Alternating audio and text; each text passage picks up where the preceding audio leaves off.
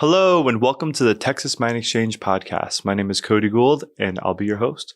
Today we were lucky enough to be joined by Ciji Wagner of Louder Than Silence, which is a local mental health nonprofit based on giving EMDR therapy and peer support to those who have been victims of sexual violence.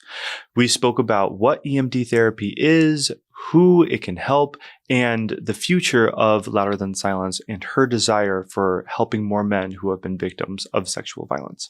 So without further ado, welcome to the Texas Mind Exchange. Just as a reminder, all statements expressed by our guests on this podcast are their own and should not be considered official views or opinions of myself or anyone else at Texas State University.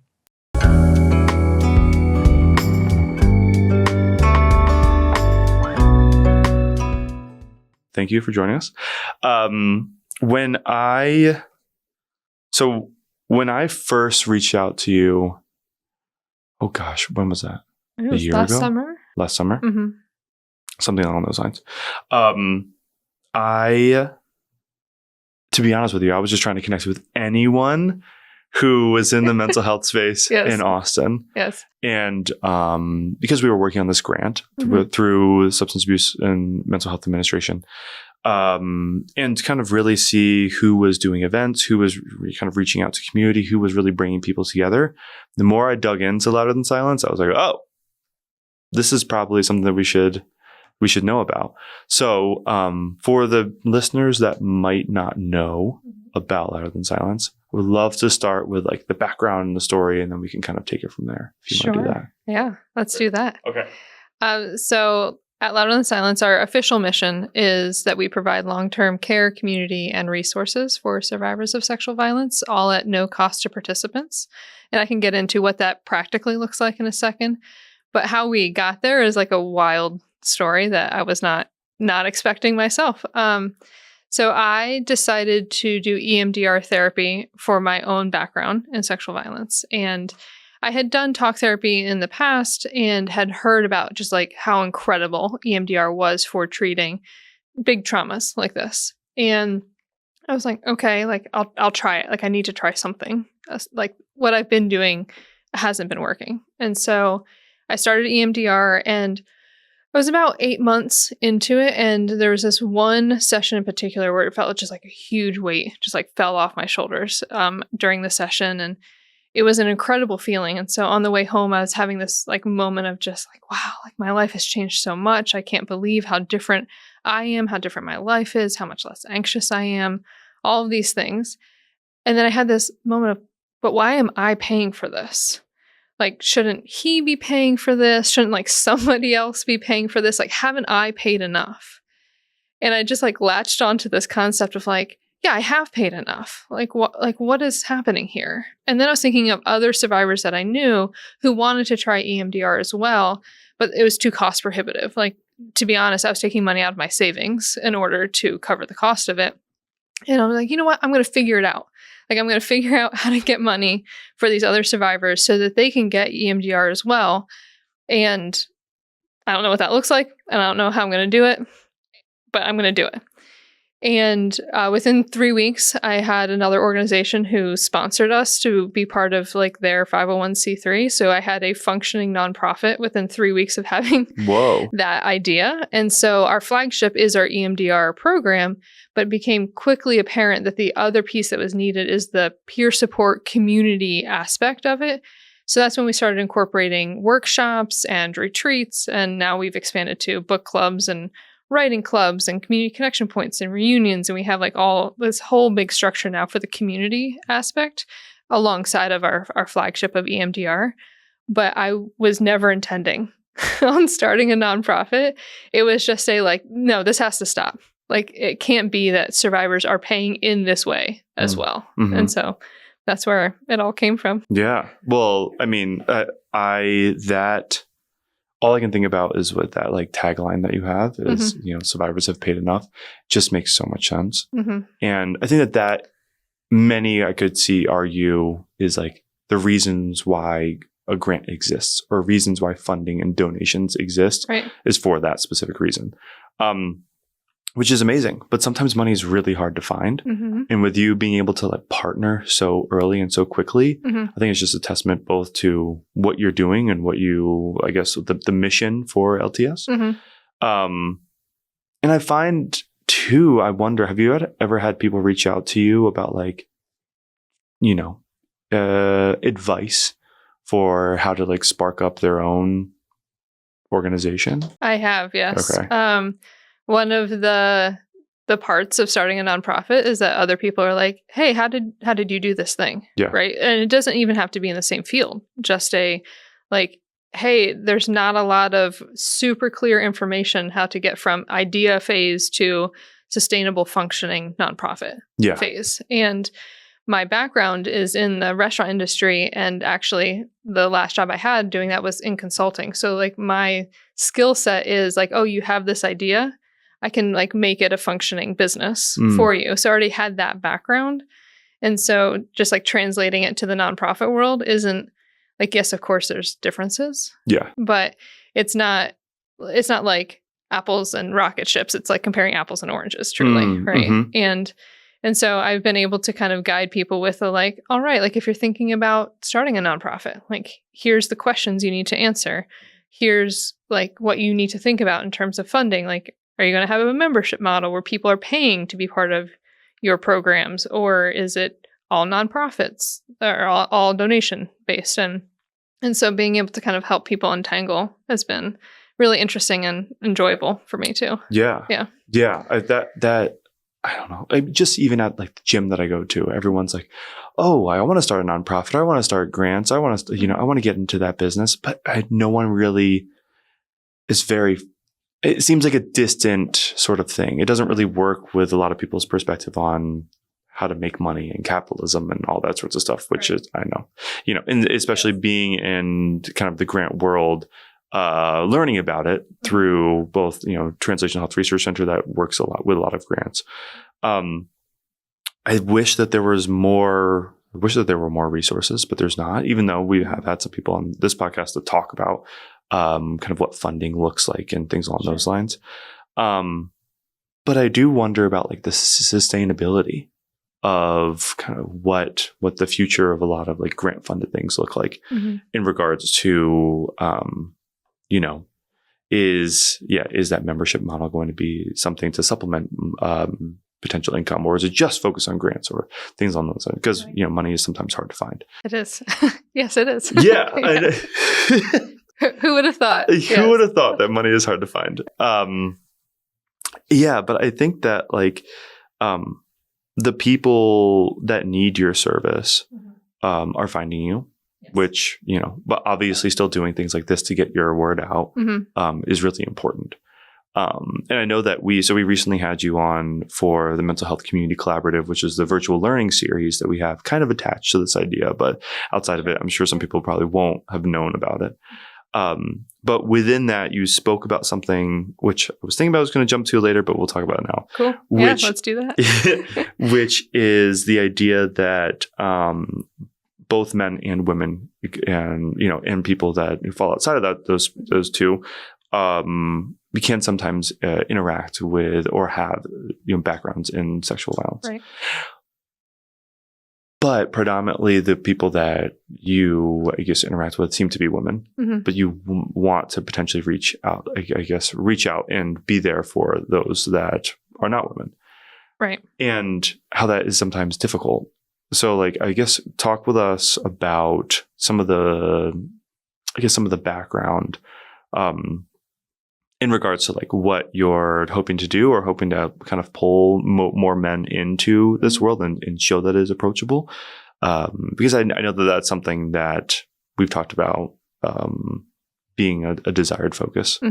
Yes, absolutely. That, as I've said from the beginning of Louder Than Silence, that if everybody in our programs looks like this, we have failed, right? Like it should not all look like this. And that is across a variety of, ages, genders, races, etc., right? That we don't want it to end up being just an echo chamber of our own making. And also the way that our organization is structured is that we promote as you might say, like from within. So as somebody enters our programs, we see the people who can and want to demonstrate more leadership, right? So then we train them to lead workshops for themselves or whatever it might be, until we eventually like are bringing people onto staff from originally within our community, which is great and wonderful and beautiful. And like, I love that so much. And it's all been women, right? So then it's like, okay, if we have this structure of we are continuing to support survivors in this way by investing in their like leadership skills and helping them gain some financial stability via employment and all of these things that I love, what does that mean for then interacting with men, let's say, right? Because it's like, all right, so do we go outside of that model and hire somebody who is not familiar with any of our current programs or structures or whatever to then create a brand new program structure for men? Which, like, yes, that can happen, but also, like, we've not had the demand either, right? And so it's like, is the demand not there because we don't have that representation currently? Or do we not have that representation because the demand's not there? And so this is part of what we've been trying to untangle, that we don't want to leave people out, certainly. And we haven't had people interested. We haven't had, in particular in this conversation, we're talking about men, we haven't had men interested in our programs. And, you know, there certainly are things from our end that we can and will tweak, right? Like making sure we don't have anything on our website that might indicate we're women only, or, you know, things like that. But we've been pretty mindful about, like, when we talk about survivors, we're not saying she, we're saying they, right? So it's not that we're like trying to pigeonhole ourselves either. And it's been interesting to be like, all right, I don't know how to untangle this knot currently. And continuing to just, you know, pull the thread that's in front of us means we will, right? And I don't know if that takes 2 months or 2 years or however long it takes, but in the meantime, we have more demand than we have the ability to fund, right? In particular with our EMDR program.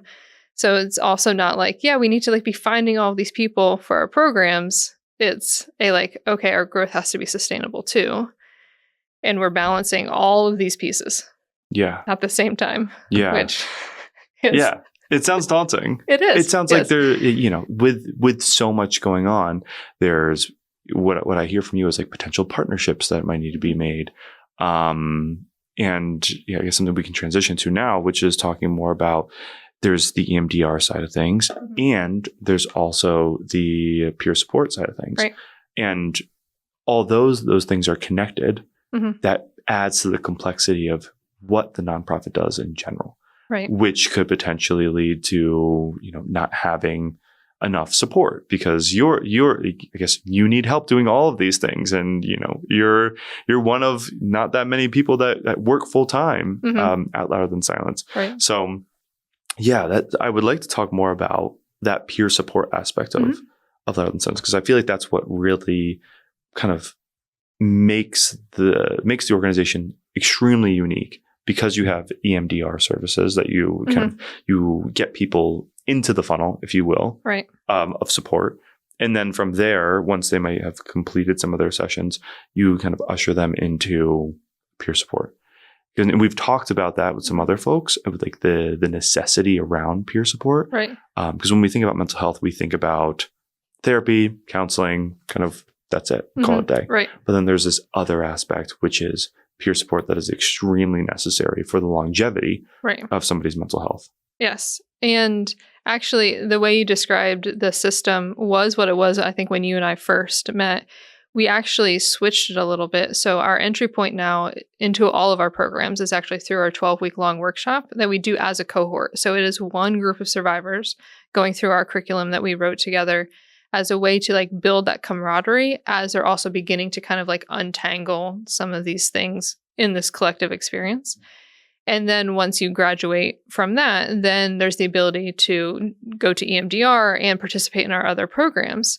And the reason we made that switch is that we found that the people who were already connected and then did EMDR were more likely to finish the whole protocol.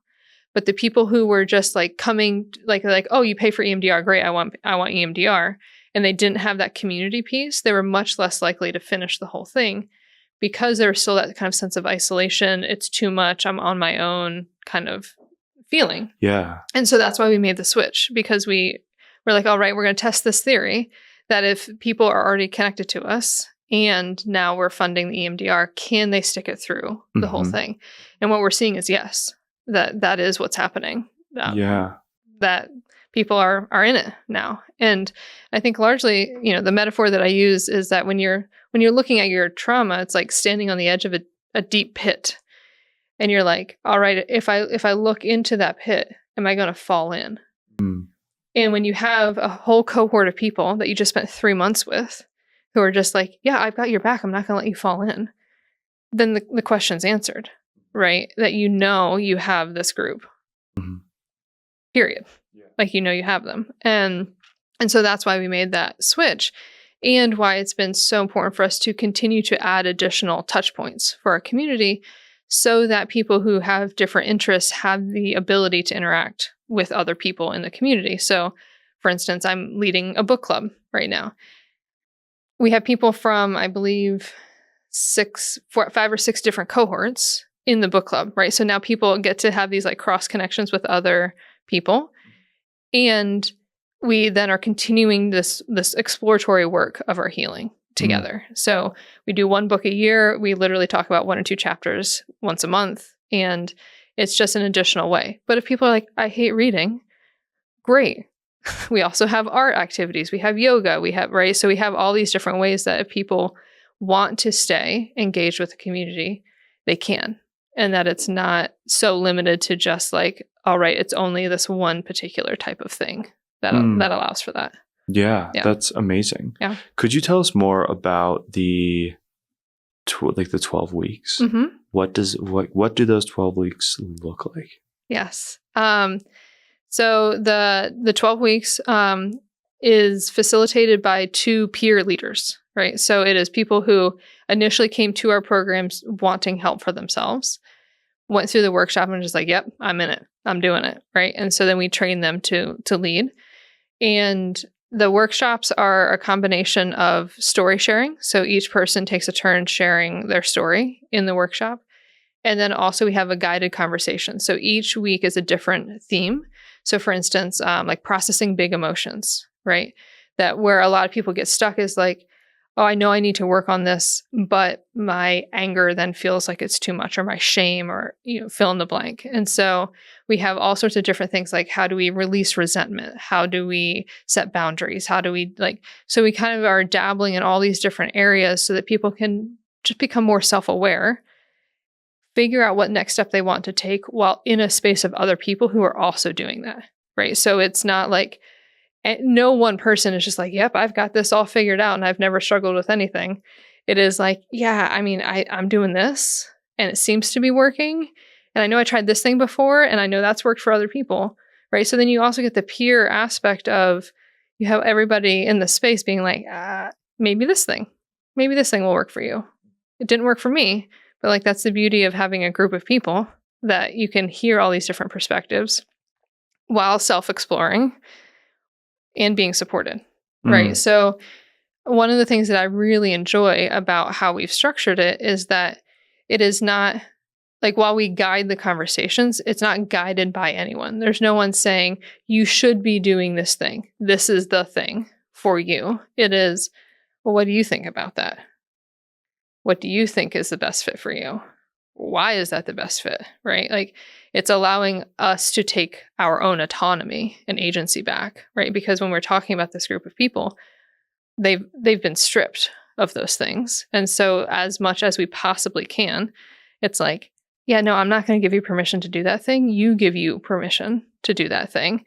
And then like, I'm right here with you as you figure out what that looks like. Yeah. To support that process. Right. Yeah. That's that's so needed. Right. That what would that be called? Like psychoeducation or education, just like mindfulness of like what they're like going awareness. through. Like we joke about awareness fatigue a lot in these spaces because it's constantly like, oh, and that thing too? Cool. I'm glad that thing is also a thing I need to think about now. It's going to take up mental space. Yeah. Wonderful. Yeah. Yeah. Because people might, we might have not thought about this ever before until now. Right. And then now that it's like right in front of your face, you can't help but look at it. That's interesting. That awareness fatigue. I hadn't heard that before. I mean, I haven't heard it outside of like our community joking about it. I'm sure other people have similar concepts, but it is something that is a real thing where it's just like how could this thing, oh, I thought this was a weird personality trait and it turns out it's a trauma response. Like having, and then like being able to create this space for that on top of all of the other things that we've had to create space for can be exhausting sometimes. Yeah. And then also you have a group of people who are just like, yeah, I'm exhausted by this too. Like, I'm in it. Yeah. Louder Than Silence is all over Texas, technically. Is it mostly virtual or is it in person? I just was thinking about that because of when I think of peer support, when I think of bringing people together, there's so many ways of doing that. Yes. And I think that now people think of bringing people together, like the highest level of that is like getting everyone to a singular space. Everyone's got to come together. Is that, have you, I guess, could you co-sign that? Meaning like that's the highest level, or is it more important to just like have a Zoom call or a phone call or just like get people in any way together and that can kind of help them? Yeah. So when I started Louder Than Silence and we were doing these workshops, I absolutely knew 100% without a doubt that everything always had to be in person 100% of the time. And then COVID was like, are you sure about that, buddy? And I was like, no, I'm not sure about that, apparently. And so that's when we switched to having online versions of the workshops, right? Because it was either totally shut everything down or pivot. So we pivoted.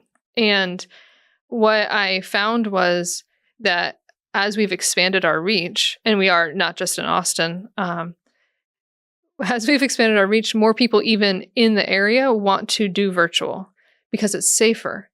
It's their home, it's their space, their setup where they feel comfortable. They know they can go and get a tea if they need to, right? It's very familiar.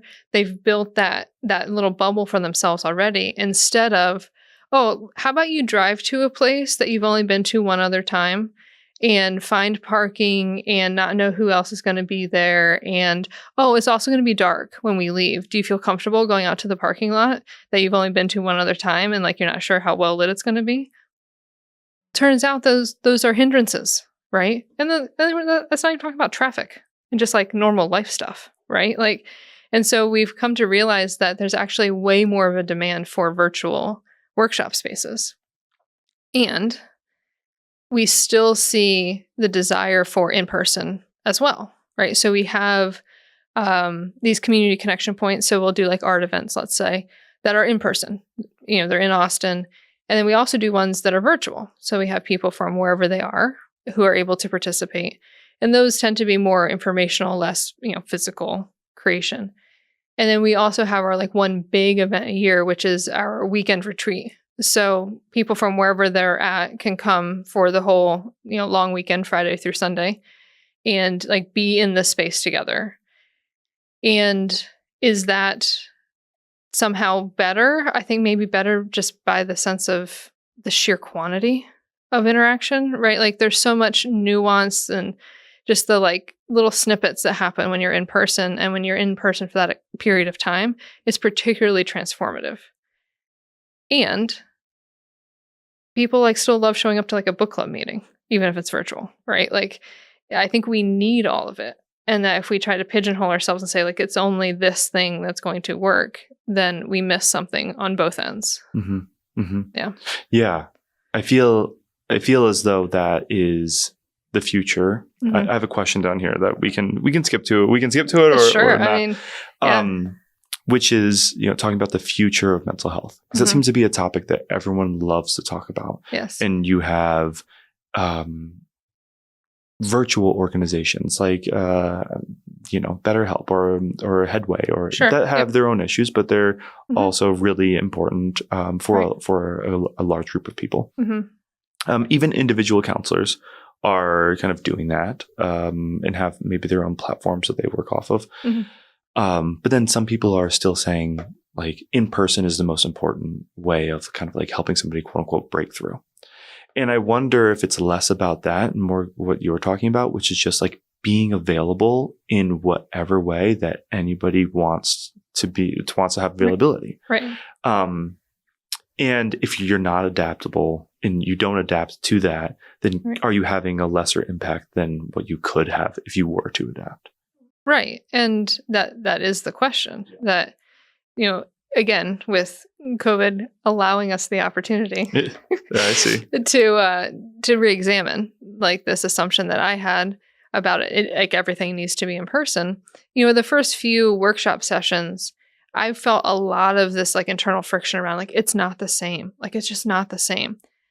But then everybody got used to doing virtual stuff. Like, no, it probably wasn't exactly the same on March 27th, 2020. But that was over 5 years ago. People have had a bazillion like virtual meetings now. Like, it's not unusual. We're used to the etiquette. It's like part of our lives now. Like, we do hybrid work constantly. Like, I have in-person meetings and I have virtual meetings regularly. And so I think that that's a piece of it too, that there is something about feeling the energy in the room with another person. And if that's not possible for whatever reason, right? And that reason could be somebody's anxiety, right? Like, even if their therapist is a mile away, their anxiety might make it impossible to physically show up there. And so, like, why not have an alternative that meets people where they are as much as they can? And I don't know, if it's 90% of the way there as in person, like, that's 90%. That's more than zero. Yeah. Significantly more. Yeah. So, and one of the questions that I get a lot in particular is talking about EMDR, right? Can you do EMDR virtually? And my understanding, again, pre-COVID was no.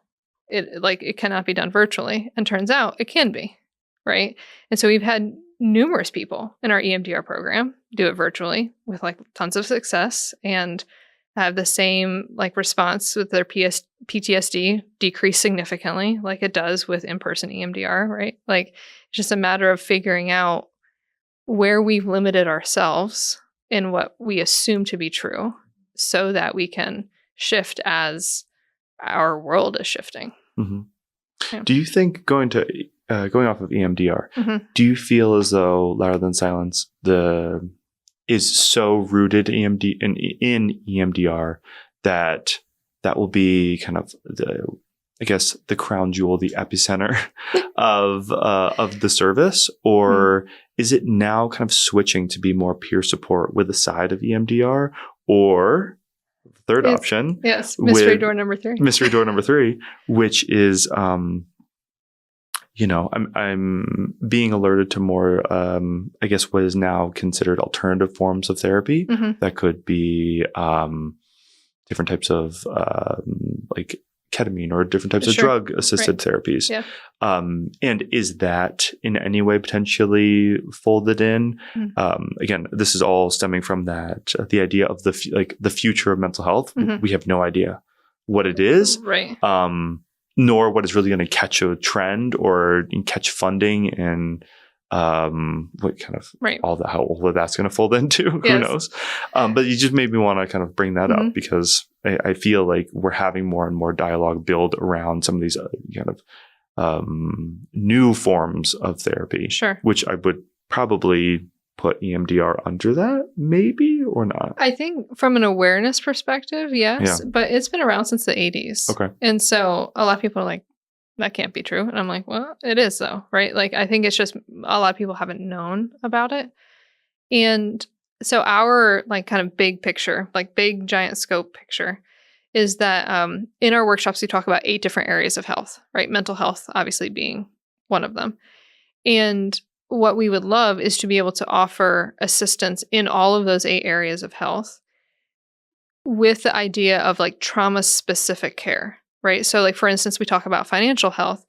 If somebody is feeling incredibly financially unstable and also trying to take care of their mental health, one of those things goes on the back burner, right? If you're not sure if you can afford groceries and you're trying to get EMDR, I mean, the food's going to win out, right? And so we want to make sure that we are building out a structure of like, okay, wherever you're at, we are able to help you get that stabilization, because it's really all mental health. Yeah. I mean, really. And so like talking about different types of therapies where it's like integrating these different concepts of, so like, for instance, I'm doing a lot of like somatic work currently.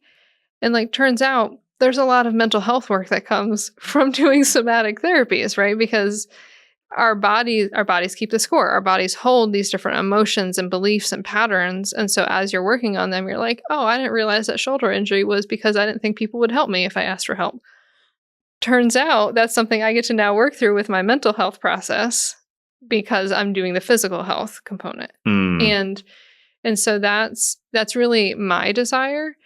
And EMDR is so transformative in my life that I can't imagine that there wouldn't be a little bit more like, but really, like maybe you should consider EMDR, because it does do so much for PTSD, right? And the folks coming into our programs have generally either like chronic or complex PTSD. So very needed. Yeah. And again, if one of these other areas is like screaming for attention, that's all part of mental health too.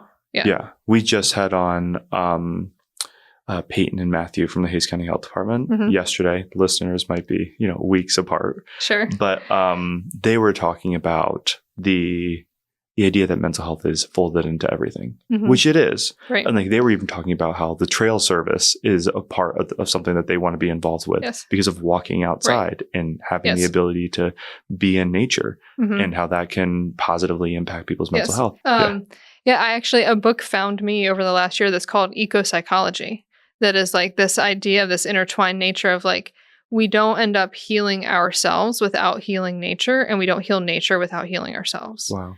And so it's exactly to your point, right? Like hiking for me, being in the woods, is a very healing space, and my mental health would not be where it is if not for that.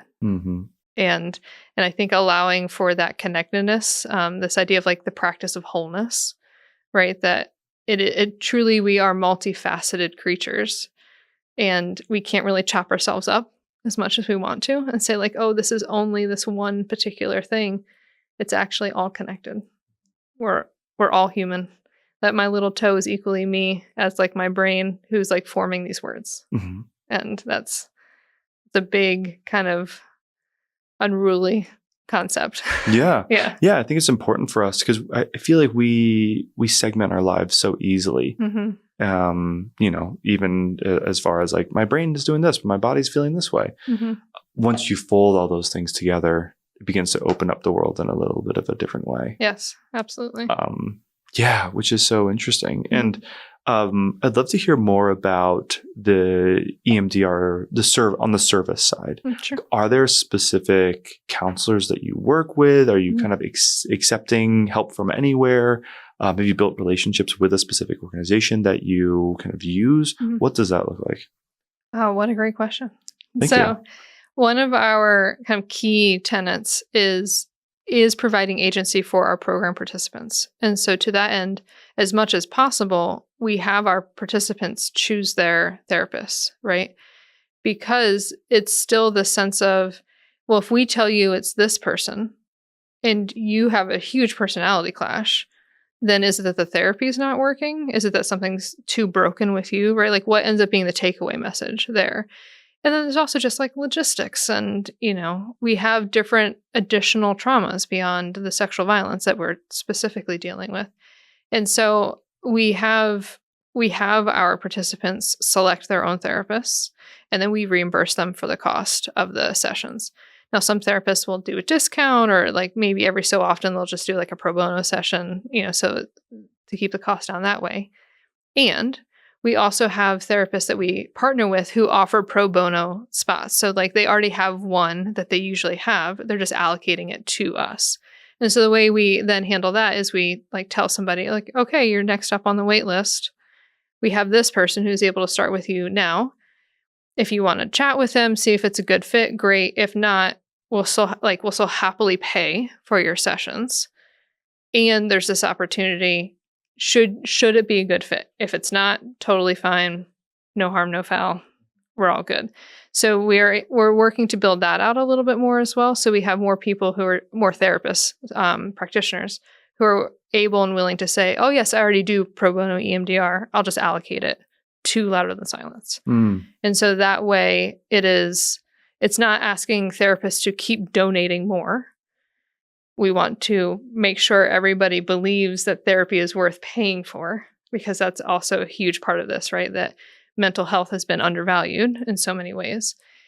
And like, there's also the cost component, right? We're running a nonprofit. Those come from donations. We want to be very mindful of that. So it's that balance of, we want to make sure we're doing right by our program participants, by the therapist, by the organization, all at the same time. Yeah. Yeah. That sounds complicated. Yeah, it is. Yeah. Yeah. I mean, in all the ways that it's so needed. And the undervalued, that's I've never heard it put that way, but how mental health has been undervalued. Even to the point that so many therapists are asked on a regular basis to do pro bono work. Sure. Which I would say, to a certain extent, is probably part of mental health services to begin to give back. As somebody who's going down this path of becoming a licensed professional counselor or a licensed marriage and family therapist, I haven't made my decision yet. But that is something we talk about ethically in class a lot, which is like, not everyone's going to be able to pay for this. Right. Yeah, that's straight up. And they're probably going to be the people that might need your assistance to a very high degree. Right. So that, being able to compensate those professionals, if you have the ability to, through donation and money and all that sorts of stuff, is an amazing way of giving that value back to those mental health providers, which is great. Yes. And needed. Yes, it absolutely is. That we talk about this need for mental health care, and then the way the current pay structure is set up is either people totally avoid practitioners totally avoid their insurance, right? So then it's the person receiving the therapy is paying full cost for everything, or if the therapist takes insurance, I think it's on average a therapist makes a third of what a physical health doctor makes for the same amount of time. We know that not receiving mental health care causes additional issues like physical health issues, and yet we're saying collectively, with the way that structure works, it's that their time is only worth a third of what a physical health doctor's time is worth. And it's I don't know, there's a lot of mental health care professionals that have saved a lot of lives. Not an insignificant number. So seems like we should be paying them. Yeah. That's a great point. Yeah. And important, I think, for a lot of people to hear. Simply because, I think it is an overlooked conversation that happens a lot. And when thinking about, I'm going to jump back to peer support. Okay. Because part of the spectrum of mental health care is not only the licensed professionals, which we've talked about, and it is also the community that you're a part of, but there is this middle ground of peer support. And with this middle ground of peer support, sometimes there's a certification involved, sometimes there's not. Sometimes there's classes and schooling and training that you can go through. And sometimes it's somebody with lived experience that is there and I guess wanting to and willing to sit with somebody and provide an ear or provide perspective or things along those lines. Right. What is the way that Louder Than Silence kind of looks at peer support? And is there space to operate within that spectrum?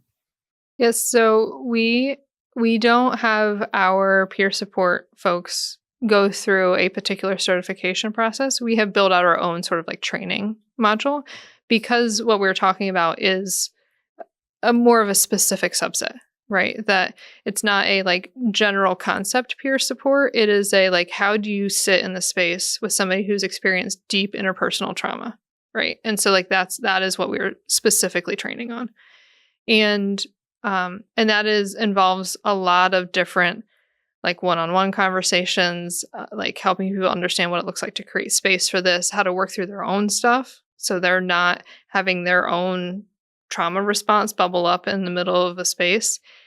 And as people are entering our programs or even sticking with them, just because a person's not in leadership, we are still modeling what peer support looks like within the community. So we have community guidelines. We have a structure for, okay, if you are going to be in this space, this is what the expectation is. And one of our guidelines is we don't expect anybody to be perfect, right? So like, yes, people will step on each other's toes because it's still a group of humans, right? Like that happens. And what does it look like to create that space, to work through reconciling? There's all these different pieces that we are demonstrating. This is what peer support looks like from the, okay, you're stepping your foot in the room, so to speak, even if it's virtual for the first time. But this is still what's expected of you as a person who is supporting yourself and others in this journey, all the way through then, volunteer leaders, through then like staff. So it's a whole kind of pipeline of here's what you're getting into. And it's not to say that certifications aren't good and beneficial and all those things. Yes, absolutely. And like we've seen kind of what our community specifically needs. And so that's what we want to make sure we're addressing. Yeah. Absolutely. I think that's the feedback that I've seen about peer support is having people that are prepared for the conversation, no matter what that preparation looks like, is the most important part. Yes. And that preparation could be specific to the demographic that they may be working with, or it could be more general in regards to more of a certification. But something that as I've been getting more into the mental health space, and obviously going for my degree and such, I have noticed that there is a vast, wide variety of different things you can do within. You can be a psychiatrist. And you can go, down to a therapist, or you can be a peer support specialist, or you can just be somebody who is a proponent of whatever is happening. Right. And all of those people are helpful. Yes. And are extremely helpful. Yes. To the betterment. Needed. To the betterment of our community, to the betterment of mental health as a whole. Right. And so when we have this conversation about like, well, is this person, are they doing good? Yes. Great. Like we need more check the box. Yes. Yeah, exactly. And I think that sometimes that is potentially a hard part about mental wellness and mental health services as a whole. At least what I've been seeing is like the ability to define how somebody can help, or what they're able to do, or what ethical bounds are they operating within.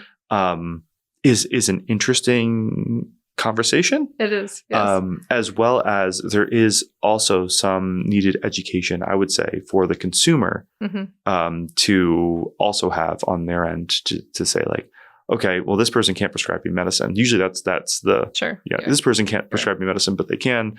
They do have training in CBT or EMDR or whatever therapeutic modalities. And I feel like that education to the public hasn't really happened.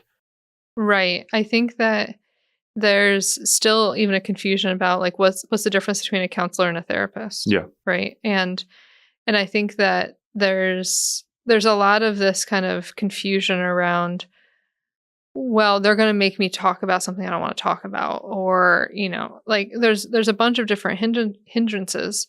And I also think that that's why peer support is so helpful, because it helps kind of demystify, right? And so as much as possible, that is what I try to do, is just demystify. Like that is so much of my job. Demystify EMDR, demystify what the process is in general to interact with mental health care. That we've had some number of people in our community who have experienced significant trauma in their life and had never gone to a therapist ever, period.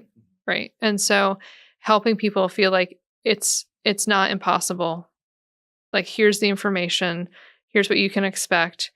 Here's what like their ethical guidelines are. Right. So, they're not going to make you do whatever. And if somebody makes you do something, then like they probably shouldn't be a therapist. Yeah. So but helping people really feel that sense of agency, right? And agency doesn't come without education. Yes. And so we got to start with figuring out how do we help people just feel like, oh, this is a possible step for me in whatever direction, right? From psychiatrist to counselor to therapist to LCSW, whatever it might be. Totally. Yeah. The education part is what the most, in psychoeducation of ourselves, of like, why am I thinking this, Right. or what? Yes. Yeah, as a therapist or even a social worker or a counselor can help with somebody with that process. Yes. Demystifying. I loved that you use that word. I would love to demystify EMDR now. Great. Selfishly. Okay. Because even though I am going into this world, I haven't done EMDR. I know that my mom has explained to me that she has done it, and she's like, it changed my life. But then when I asked her about it, it was like, we moved our eyes. And that's all that happened. So I would love to talk more about demystifying what it is. Yes. So EMDR stands for eye movement desensitization and reprocessing, which gives no additional information at all to what it actually is. So I always start there, right? Because people are like, what does that stand for? And then I say it and they're like, okay, I still don't know. But it's based off of the concept of when we go through something traumatic, the cognitive processing part of our brain, the part that controls language and memories, goes offline, right? It's just lizard brain is what kicks in, right? We are in survival mode. We are trying to just make sure we are physically surviving the situation in front of us, which is a great thing, right? Coping strategy keeps us alive. Wonderful. And what that means is that because the memory processing is offline, our brains cannot store it as a past memory. So that's where we get the PTSD symptoms, right? The flashbacks, the nightmares, the terrors, is because your brain's like, no, it's right now. It's right now in this moment. You and I are talking and your brain is just like, hey, we're in danger. So that's where all the reactivity comes from, is because your brain doesn't go back to baseline like, oh, everything's fine. So you have your brain doing this. And when you try to revisit the trauma, your brain starts doing this even more. So what EMDR does is called bilateral stimulation. So essentially, it's just a method of keeping all parts of your brain active while the memory is up in front of you. And so that part of the brain then is like, it keeps just getting a little ping of like, hey, we're still here. We're still here in this moment. You're not back there. You're actually right here in this moment. So the brain can be like, oh, that was 20 years ago? Cool. And then just throws the memory back where it's supposed to be 20 years ago. And then the reactivity goes away. And so EMDR started with literal eye movements, right? It was a person going like this, and the other person would follow with their fingers. It mimics REM sleep, because that's when our eyes are moving, and sleep is interrupted, right? And so that's when nightmares come in, because the brain's trying to store it, and you hit that memory, and the brain's just like, nope, we're back in trauma land again. And this idea of the bilateral stimulation works in a bunch of different ways. It can be auditory, so you can have headphones where it alternates the sounds. When I did EMDR, it was these little hand paddles that I held that vibrated. So it just would switch back and forth between the two hands. Some of the folks in our programs have had bracelets that vibrate, so they just put these bracelets on during the session. Even you hear people say oh, I go crazy if I don't go for a run. That is bilateral stimulation. It is a kind of passive way, it's not intended, right, to be EMDR. I'm not saying that it is, but that is why people kind of get to that oh, if I don't go for a walk every day or whatever, it's because it is actually stimulating those parts of the brain in a way that maybe doesn't happen otherwise.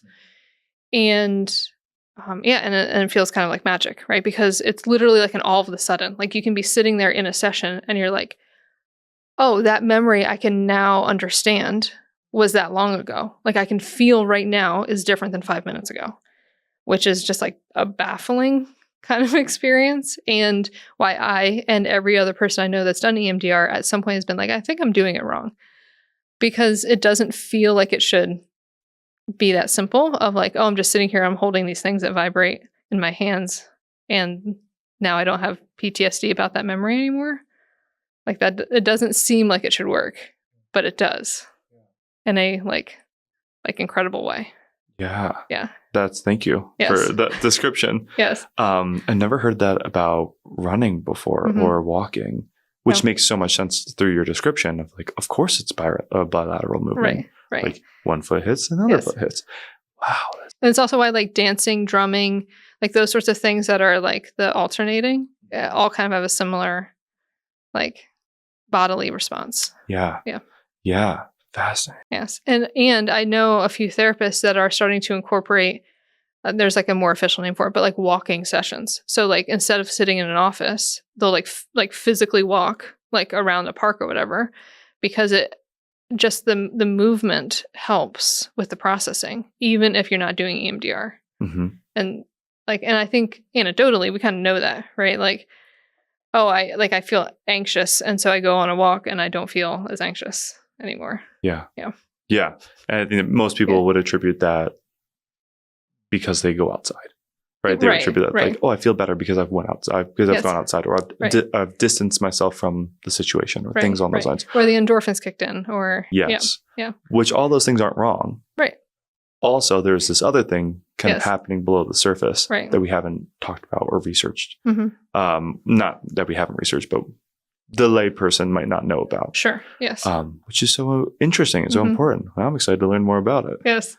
It is really incredible. Yeah. I mean, incredible enough that I started a nonprofit because of how much it changed my life. Like that is like, if anything is a proof point, it is a like, hey, this thing literally changed my life to the point where I was just like, well, I'm totally forgoing the industry that I worked in for the first 18 years of my career to figure out how to give this thing to other people. Yeah.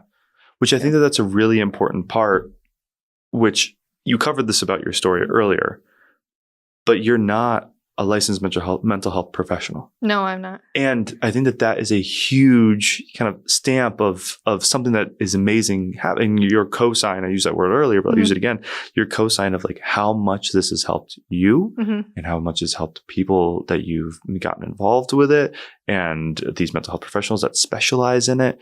It's just such a cool thing, because I think that when people think about nonprofits and mental health nonprofits specifically, I think we automatically think to somebody who is in the mental health field who wants to help a larger group of people in some way. Right. When in reality, it's so, your specific story is so different. And I think that that's such an important kind of part of all of this, is for you to understand that so many people can also take inspiration from your story. You don't have to be a mental health professional to start something. No, you don't. But I think that so many people might think that they have. Right. And that was a question that I got a lot early on in Louder Than Silence's life, is the like, oh, so like you're a social worker, or oh, you're a therapist. And I'm like, no. Or like the assumption of like, oh, I'm just trying to find more clients and I'm using the nonprofit like avenue to like make myself more money. And it's just like, nope.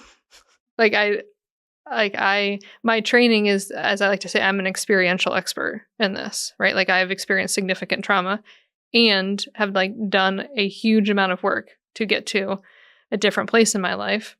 And like that is what makes me the expert in this, is that I know what it's like to wade through all of it. And part of that is having trained experts in these other areas that we're able to interact with to get the help based on how they've been trained in their understanding of things, right? That like I kind of liken myself to like a wilderness guide, that like I know where the trail is because I like forged a very hard path through it. And I don't want people to have to like forge a hard path on their own if somebody else can be like, oh, hey, do you know there's a trail right here? Yeah. Right? Like I could have been 2 feet away from a trail the whole time and I didn't know it. And like that's what I would like to help other people be like, oh, it's already difficult, but I'm not starting from zero.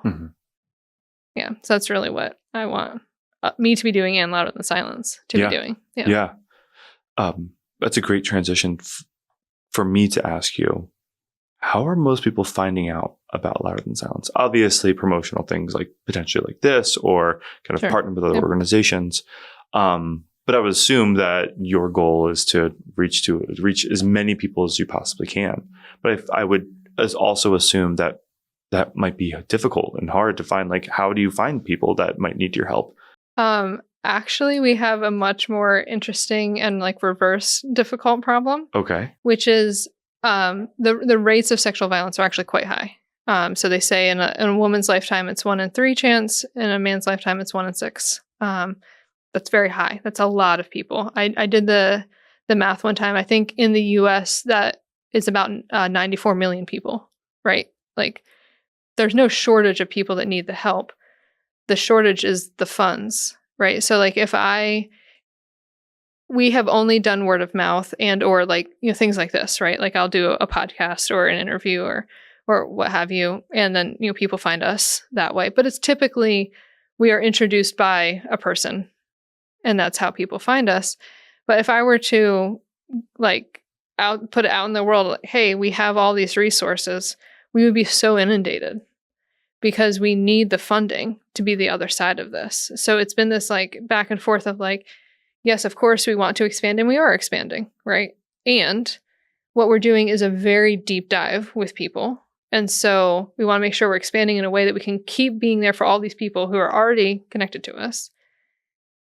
And like the funding has to follow, like should be leading, but like we want to make sure that we are kind of covering all these buckets. And so like I have a whole outreach strategy that I would love to implement. But like if somebody wants to cut us $1 million check, like then we can do it. But until then, it needs to be this much more like concerted effort of we cannot grow too fast. Because honestly, what I think the worst case scenario here is that the people who are currently relying on us feel like they can no longer rely on us, right? Like that would be the most harmful in this situation. And so if that means we have to have slower growth initially at this phase in our existence in order to say, no, like when we say we're here for you, what we mean is we're here for you. Like that is the commitment that we're making. Like that has to be the priority. That, as I like to say, like I would rather go a mile deep than a mile wide and an inch deep.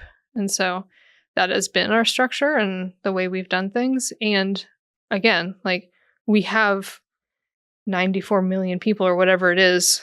Even if I've gotten that wrong, I know it's at least 80 something million, but like there's no shortage of people who need this. And so it's just a matter of once we have the financial backing, we can keep expanding to even more groups. Yeah.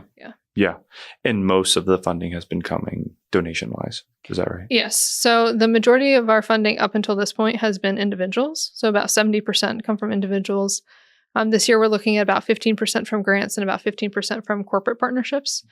We are also building out like a series of trainings so that we can start like selling the trainings around what we were talking about earlier, this concept of like, what does it look like to create space for people, right? So I've been doing more of that sort of training around, all right, so you want to hear somebody's story? This is what it looks like to be able to do that.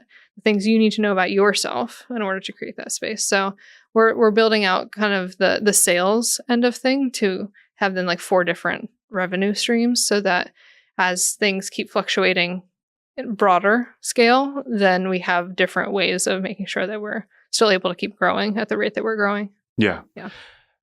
Nonprofits are so unique and truly, because I think that, I guess transparently, my background has predominantly been in more corporate world, which is, tied to sales and marketing and that.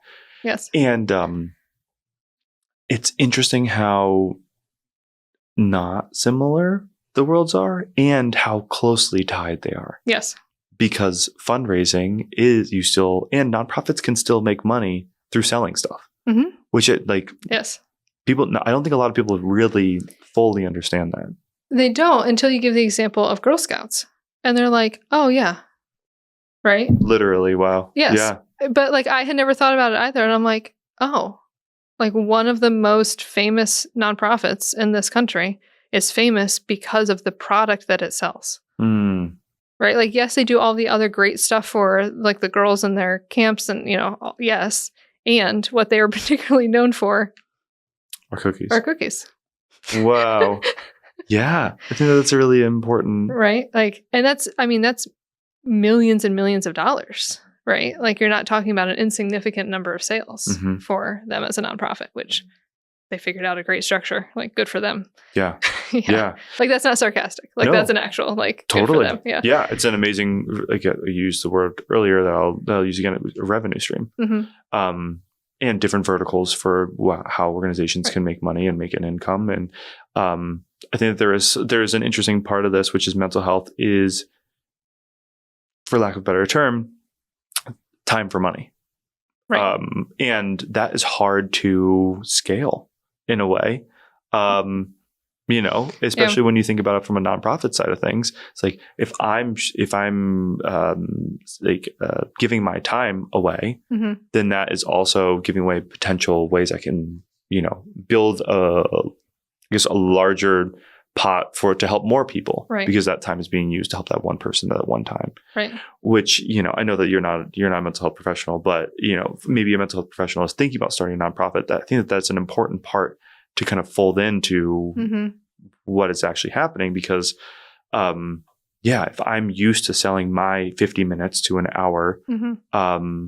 for a certain amount of money, that 50 minutes to an hour is, I guess, like, it's hard to kind of bolster that. Right. Well, and I think the other part of that is like in every organization for a nonprofit, there are additional things that have to be done just for running the business, Mhm. right? Like I get to do accounting. Like that is part of running a nonprofit, right? So like I'm not making money during that time, but that needs to happen in order to keep having a functioning nonprofit, right? And so like that's the part of the running a business that you're not able to charge directly for that time. And when I was going into consulting for the restaurant industry, I was advised that whatever rate I was charging should be 3 times the like actual amount per hour that I expected to make, because you have to spend time on marketing and you have to spend time on all the operational stuff. Mhm. And so like making sure that if a mental health professional is wanting to start a nonprofit, what does it look like to make sure that if you are still charging people, that it's covering the outreach and the operations? Wow. Yeah. Because that all now has to be part of it. Yeah. Yeah. Yeah. Oh, that's interesting. Right. Yeah. Because I think that immediately my mind goes to so many people already think mental health is already too expensive. Right. Or very expensive, especially if you're not taking insurance. Mm-hmm. But there is a case to be made that you might need to charge even more if you want to help to an even higher degree. Right. Wow. Yeah. Yes. Hmm.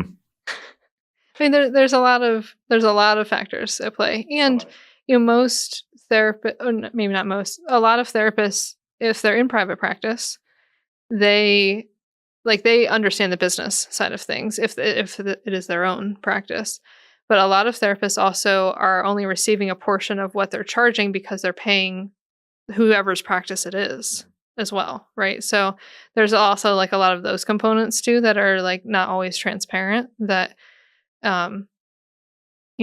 like thinking of the concept of working full time, therapists don't have therapy sessions 40 hours a week, right? They have to be able to write their notes. They have to be able to make sure their invoices are being tracked, and their personal insurance, right? And all of that stuff is managed. And so it's never quite as simple or straightforward as, oh, I want to do this thing, so I only get to do this thing. It's like, oh, I want to do this thing, and so I have to do these like 38 other things in order to be able to do this one thing. Yeah. Yeah. Yeah. It's like I said earlier, it's complicated. It is complicated. Yes. And it depends. That's what we're also learning about in class. Yeah. Well, we've reached about an hour, which is Okay. usually our time to begin to wind down. Sure. Although I have a burning question for you, because I think you've shared with us about how you've built Louder Than Silence, Mm-hmm. the demographic in which that you're helping, demographic you wish to help even more. Mm-hmm.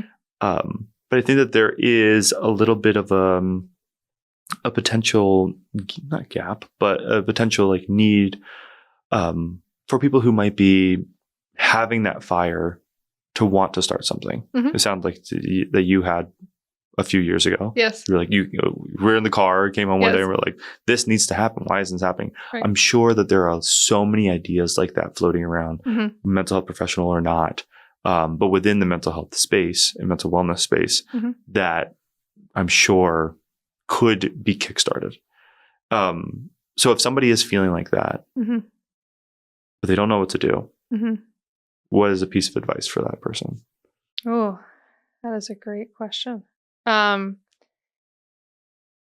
Talk to somebody who's already doing similar work in the nonprofit space, and then find a nonprofit that is not similar at all and volunteer there. I think that there's a lot of nuance in the nonprofit sector that is hard to understand until you're in it. I did work at a nonprofit previously before starting Louder Than Silence, and so I had gotten sort of a glimpse into that in the almost 3 years that I was there. And thinking about it now, even though it was a totally different sector than what I'm doing, there's so many things that I learned that I didn't know was like institutional knowledge about just like, oh, this is what it means to be in the nonprofit space. And so I think like apprenticing via volunteering is a great way of having a kind of broader scope into what's truly going on in the nonprofit world. And just like checking, like one of the things that I hear a lot of people in nonprofits say is that people start nonprofits not realizing that there's already a bunch doing that same thing. And so like do your homework, make sure that, you're not starting the 15th nonprofit that does exactly this one thing in the area that you're in. If somebody's already doing really great work, can you support that really great work and help them grow it versus like starting your own thing? Like that's worth exploring. And maybe the answer is no, and that's totally fine. If the answer is like, you need to start your own thing, I get it. And like, let's make sure that we're not like needlessly reinventing the wheel. Yeah. Well, you are doing amazing work. I want to make sure I said that. Thank you.